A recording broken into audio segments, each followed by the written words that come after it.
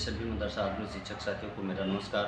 मैं पंकज मिश्रा, मदरसा आधुनिक शिक्षक। दोस्तों, जैसा कि आप लोग जानते हैं कि इस समय हम लोगों को झटके पे झटका लग रहा है। इसी के विषय में आप लोगों से कुछ विचार विमर्श करना चाहते हैं। और कुछ शिक्षक साथी हमारे हैं जो टीका टिप्पणी कर रहे हैं, फब्तियाँ कस रहे हैं और मतलब जो उनके दिमाग में आता है वो बोल देते हैं।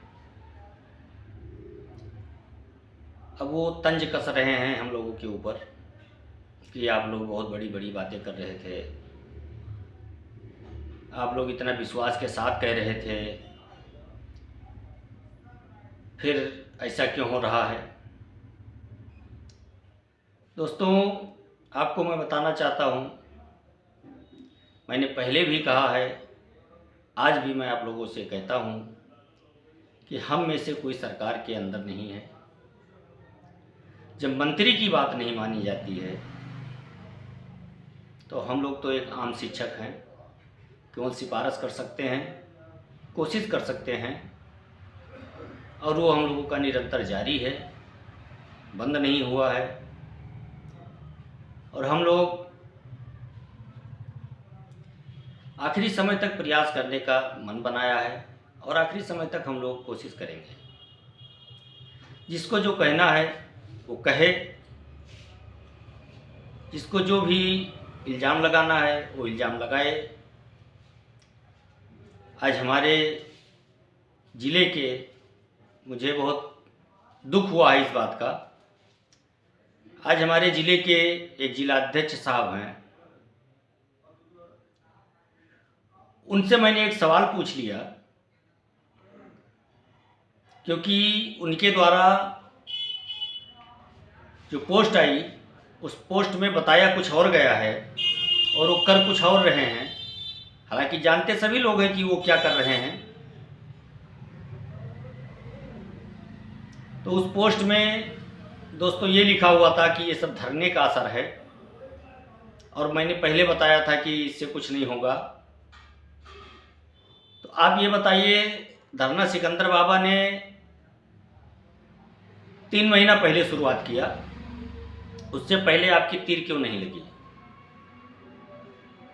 आप सबको पैसा क्यों नहीं दिला पाए? जब आप अपने जेब में रखे हुए थे तो आपको दिलवा देना चाहिए था। धरना करने की क्या आवश्यकता थी? ये सवाल मैंने पूछ लिया उनसे कि राजनीति के चक्कर में, मैंने कहा कि राजनीति के चक्कर में एक दूसरे की टांग खींचने में आप लोग सफल हो गए और योजना को डुबो दिए, और इसी के वजह से एकता न होने के कारण हमारी योजना आज इस स्तर पर पहुंची है। तो इस बात को उनको बहुत तकलीफ हुई, इस बात से, क्योंकि सच्चाई सुनने की क्षमता शायद उनके अंदर नहीं है।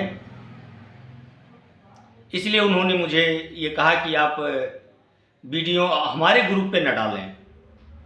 कोई बात नहीं, मैं नहीं डालूंगा वीडियो, लेकिन मैं आपके कारनामे जरूर उजागर करूंगा। अगर ऐसी आपके अंदर आपकी मानसिकता है तो आपके सारे कारनामे मैं उजागर जरूर करूंगा, क्योंकि मुझे मालूम है, मैं अभी 3-4 महीने पहले आया हूं, लड़ाई में शामिल हुआ हूं, लेकिन इससे पहले मैंने बहुत चंदा दिया है भाई, और आपने क्या क्या किया है वो सब मैं जानता हूं, लेकिन वो सब कहने की आवश्यकता नहीं है। आपको वही शिक्षक खुद जवाब देंगे जिनके द्वारा आप फ़ोन करवा रहे हैं कि पंकज मिश्रा जी से पूछिए कि वो कह रहे थे कि इतने दिनों में दिलवा देंगे, ये करवा देंगे, वो करवा देंगे, लेकिन दिलवा नहीं पाए। ऐसा क्यों हुआ? तो मैं उनसे कहना चाहता हूँ कि आपने तो बड़े बड़े दावे करवाए थे, पैसे की वसूली करवाई थी रीट के नाम पर, आप क्यों नहीं दिलवा पाए? और समय, कोर्ट ने जितना समय दिया था उतना समय इंतजार करने की क्या मतलब आपने किया क्यों नहीं? उससे पहले आप डबल बेंच पर क्यों चले गए? जब सरकार पैसा देने के लिए राजी हो गई और बात हो रही थी हम लोगों की, तो आप डबल बेंच पर क्यों गए? सरकार को दोबारा चैलेंज करने की क्या आवश्यकता थी आपको? कौन नहीं जानता है? जब आप डबल बेंच पे गए हैं, सरकार को चैलेंज आपने किया दोबारा, तो उसकी तो प्रतिक्रिया आनी ही थी। और दोष मढ़ रहे हैं दूसरे के ऊपर, ये गलत बात है।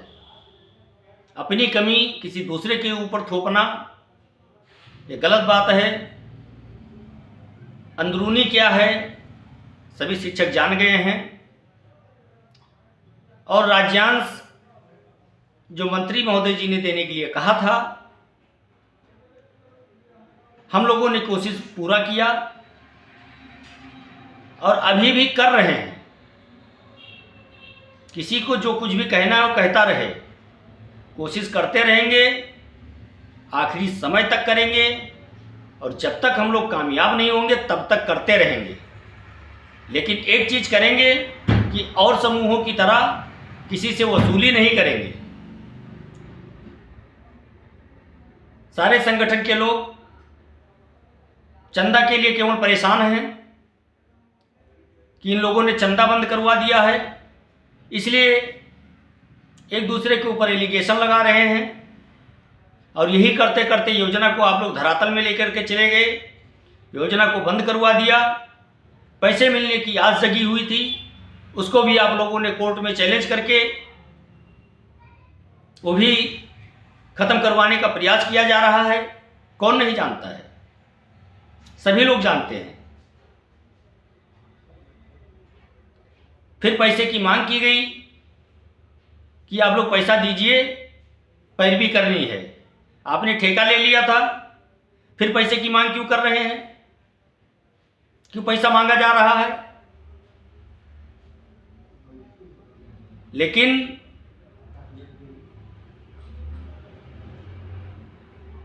मैं अपने उन सभी शिक्षक साथियों से कहना चाहता हूं कि आप लोग निराश ना हों। जो कल बात हुई है, हम लोग जहां से 6.5 साल से इंतजार करते हुए चले आए हैं, तो हम थोड़ा समय और इंतजार करेंगे और हम लोग अपनी कोशिश जारी रखेंगे। और मुझे पूर्ण विश्वास है कि हम लोग एक ना एक दिन कामयाब जरूर होंगे। और वही लोग कमेंट कर रहे हैं, वही लोग एक दूसरे के ऊपर टीका टिप्पणी कर रहे हैं जो आज तक अपने घर से निकले नहीं हैं, केवल चंदा लेने के लिए लोगों से संपर्क किया है और आज तक मैदान में लड़ाई लड़ने के लिए एक कदम नहीं बढ़ाया। वही लोग एक दूसरे के ऊपर टीका टिप्पणी कर रहे हैं। कुछ लोग ये पूछ रहे हैं कि आपने ये कहा था और ये हुआ है। तो जब मंत्री महोदय जी ये कह सकते हैं, तो उसमें कोई क्या कर सकता है? जो मंत्री महोदय जी ने सूचना दिया, उस सूचना को पहुंचाने का कार्य हम लोगों ने किया आप लोगों के साथ, और वही अभी भी कर रहे हैं। हम लोगों ने अपने मन से एक शब्द का प्रयोग नहीं किया है। और मंत्री महोदय जी ने यह भी कहा है कि आचार संहिता के बाद आप लोगों की जो समस्या है उसका समाधान किया जाएगा। अब देखा जाएगा कि वो क्या करते हैं आगे, वो तो उनके ऊपर है। लेकिन हम लोग अपनी कोशिश जारी है, जारी रहेगी।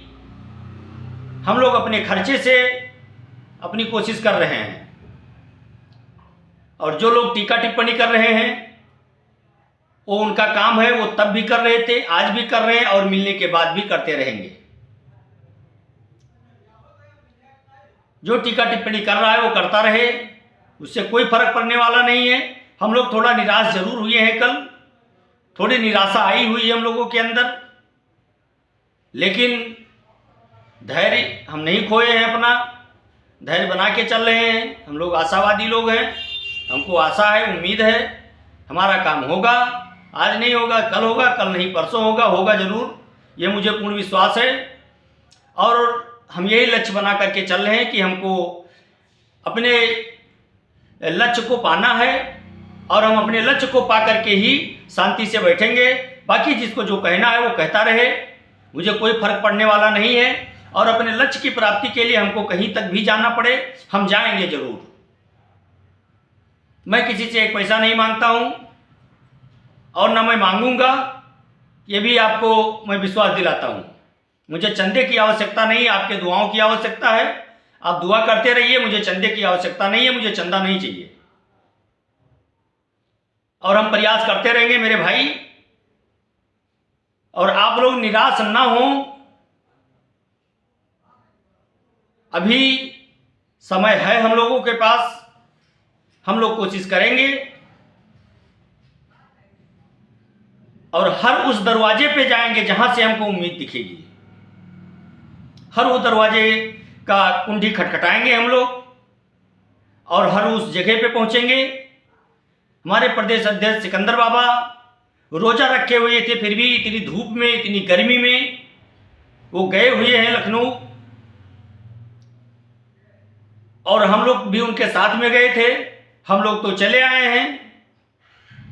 अब आज न्यूज़ नहीं मिली है कि बाबा जी आए हैं कि नहीं आए, अभी बात नहीं हो पाई हमारी उनकी, लेकिन जैसे कोई सूचना मिलेगी हम आप लोगों को बताएंगे जरूर। और ये आप लोग मान के चलिए कि देर सवेर कभी भी हम लोगों का जो काम है वो होगा, और जिसको जो कहना है वो कहता रहे।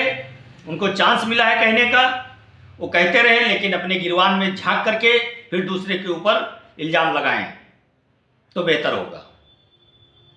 इसी शब्दों के साथ मैं अपनी वाणी को विराम दूंगा।